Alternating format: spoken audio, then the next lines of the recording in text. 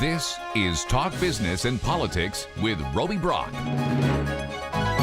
Welcome to today's Talk Business and Politics Daily. I'm Roby Brock, joined by John Brummett, who turns 65 years old tomorrow. We take Monday, Happy Tuesday. birthday. Thank you very much. I go on government health insurance. How excited are you? Well, it's great when you've been buying your own health insurance on this Obamacare with these exploding premiums. I'm saving myself several $100s a month. Awesome. Thinking about buying a Corvette. Not really. Not really. I'll save that money responsibly. Is 65 your midlife crisis, or did you do that already, or do you still think it's coming? I've had so many incremental crises along the way. I don't know how to place them in the arc of my life. But 65 is a big one. That's a milestone. Yes, it is. Yeah. I'll be looking for my invitation to your birthday party. Well, I was thinking about having one, but then I was afraid no one would come. I'd show up. Yeah. You'd at least get me. Okay. I'd even bring a present for you. Well, I can see you every Monday. I needn't go to the trouble of a party. Always practical. Go ahead. What do you got this week? Well, let's talk about the great passing of George H.W. Bush, 41st President of the United States. Great president or greatest president? I'm just kidding. That's one of those things they throw out there from time to time. Yeah. What is your summary of George Bush's life? I mean, war hero, probably one of the most experienced presidents we ever had in terms of previous public service, but he was a one-term president. It's nuanced about George H.W. Bush. I believe as a human being, is evident in everything you read and see about him, when you watch him interviewed and watch his behavior in life. As a human being, I'm hard-pressed to think of anybody I've ever witnessed in American politics who's more genuine, authentic, modest, decent, just impeccable in his manner. He was and he was personally one of our great representatives of what has been called the greatest generation. I mean, he was shot down in World War II, volunteered at age 18 when he was a privileged Connecticut blue blood. Survived, helped others on the plane survive, and then behaves with this. And you know, I hate to be so simplistic and stereotypical as to talk about generations, but this understated personal decency by which people of that generation, many of them, seem to live. They don't talk so much about themselves or their exploits or their accomplishments. They have a modesty. They sort of shrug when you try to praise them. He was essentially that way.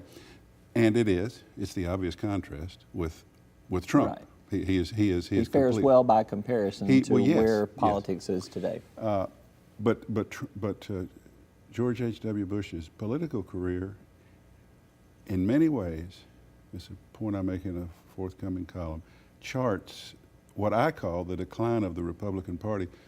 The Republican Party he was brought up in Connecticut was socially progressive, politically moderate, sort of the Rockefeller or New England type of republicanism. And I think that's what he really was all his life.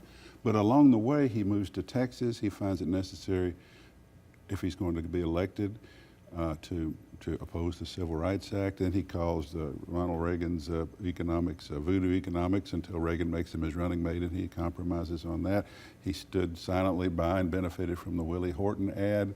He said he let the what's happening? The read my lips, no new taxes. Mm-hmm. And then he raised taxes. He is doing what he feels necessary to do to maintain what Clinton would call Clinton political viability, as this right-wing thing, which has now taken over the party, was incrementally swelling up around him in his party. So you can watch him navigate his career and see what is happening. But then inevitably, when he got in office and when he was president, moderate, wouldn't be prudent. That's probably what you remember him for. Always prudent. So it's a fascinating study of a generational style that we may be losing, and a political decline in what I'd call civility and hisness and a move to extreme conservatism among the Republican Party, and you can just see you can see it happening in his own evolution. You mentioned the wouldn't be prudent there. There was a great clip circulating this weekend from Dana Carvey doing his impersonation of George Bush. And, you know, he used to always say, "Not gonna do it," you know. And it's Well, that's pretty good. actually Dana Carvey doing a one-on-one with George Bush, and George Bush saying, "I never said not gonna do it." You know, and they went into this back and forth. Well, on the yeah, whole thing. It was sometimes the funny. impersonations take on a life of their own, even though they weren't actually based on something that you said. But that was one of our great impersonations, and typically, Bush just said, "I think that's funny, and let's get him down here, and we're going to be friends." He's everybody's friend. Just a good guy. Let's talk about what's going on in the Little Rock mayor's race. That election is coming up tomorrow as well. In the past week, we've seen controversy over a push poll. We've seen some little bit of dust up over vans for voters, I guess is the best way to describe it. In sports terms, it's gotten a little chippy out there as we've come up to this runoff election, would you say? Yeah, it's been something to behold, and it was probably predictable. We began this race with this new kind of mayor's race, a new political dynamic in the city, and for weeks, months, we're all saying what great choices we have, and what a wonderful campaign, and we can't go wrong with any at the time three. Scott, Curris, and the now departed Sabin. And that was, but then when you knew, when we Departed from the race, not departed from this earth. Warwick Sabin is still alive and well. He's departed from what matters to me, which is the mayor's race. Too bad for that, but he is. And it was going to happen. I mean, you know, two guys fighting for a job they both want and have worked hard for, done more than 100 forums. I mean, just worn themselves out. So, but it's not them so much as their supporters. You know, one of them takes, on his own, decides to do a push poll. A Curris guy, a push poll, and spread some stuff about Scott. Scott, in a TV debate, suddenly decides to accuse Curris of not favoring local control of schools based on something that you could technically cite, but which was unfair.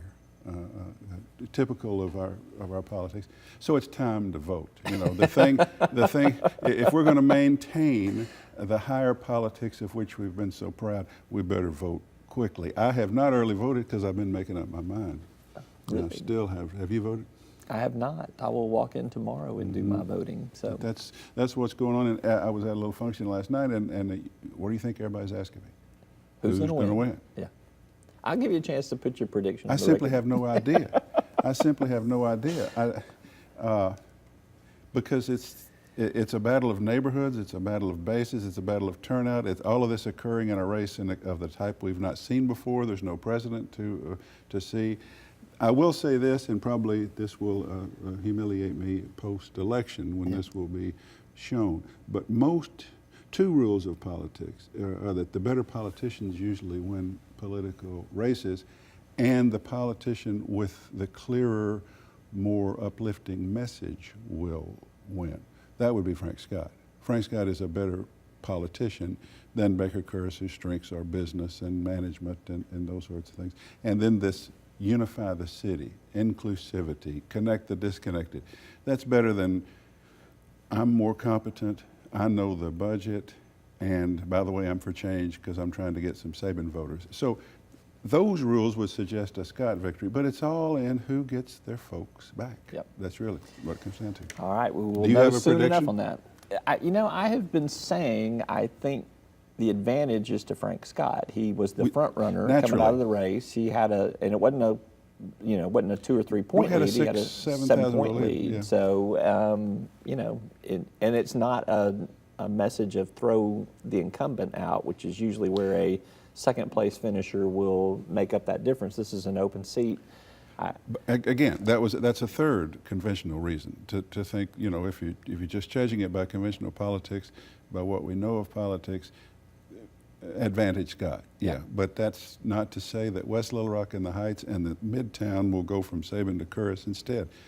That's why we're going to have to actually vote on this. I agree. one. I look forward to looking at the results. Yeah. And then I'll make my prediction. Well, What I like to do is look at the results and then explain authoritatively why they were the way they were, even though I had no idea what they were going to be. That's what we do, isn't it? That is. Yes. Lastly, let's talk about the state legislative sessions coming up. We heard from a few leaders last week on a couple of different items. The governor's big agenda items will be government reorganization, his tax cut program, and we should get something in the form of highways out of there. Right. What is the one issue that we're not talking about yet that you think is going to be big on the legislative session agenda? I have no idea. You don't have any idea? I haven't even thought. I try not to think about the legislature any more than I have to. You're still in that mentality of them meeting, instead of meeting once every 2 years for 60 days, you'd rather them meet 60 years for 2 days. Yeah. Every 60 years for 2 days. I think we'd be better off. We don't need the number of laws that they make. I wish I could answer your question, but I'm always surprised. I mean, the thing is, in most of the sessions that we have, as we approach them, we ponder what might be the social or social issue or controversial issue that bogs down a couple of weeks in the session at least, and I don't know what it will be, but it'll be something with these guys. I'm going to use an answer you've given me to tell you what the answer is going to be. It's going to be Arkansas Works, because that judicial decision is going to come down. Well, see, that's not unexpected. That's not unexpected. It is unexpected. You don't know how it's going to rule. I do know how it's going to rule. Oh, do you? If this judge has any sense, and if he rules the way he ruled in the Kentucky case, Arkansas and the Trump administration cannot meet the legal requirement of Medicaid, which is to expand health care to those in need, by throwing people off because they're not clicking a computer. If he doesn't throw it out, I will be stunned. And the people in Washington who are the plaintiffs' lawyers with that health organization, they sent me a timetable the other day that if, as they expect, the ruling will come sometime in March. You know what might be happening in March? Yeah, getting ready to vote on the 3/4 appropriation. That's right. This whole thing could blow up. Not that I'm hoping for it. I wish that we'd, but I think if they throw out the work requirement, wow, that's going to be, because there's your curveball. Well, but see, I think it's a fastball. I think it's coming. I don't see a lot of rotation on this pitch. I think it's a fastball. But yeah, that will be that will define the session. Yeah, I agree. And somehow, I think they'll get to 75 anyway. They always do. They always do. All right. John Brummett with the Arkansas Democrat-Gazette. Always good to be with you. My man, good to see you. Thank you. That's all for today's program. Thanks for watching. We'll see you next time. Each day, the promise of our nation begins again. Arkansas and America, moving forward. I help make that promise a reality.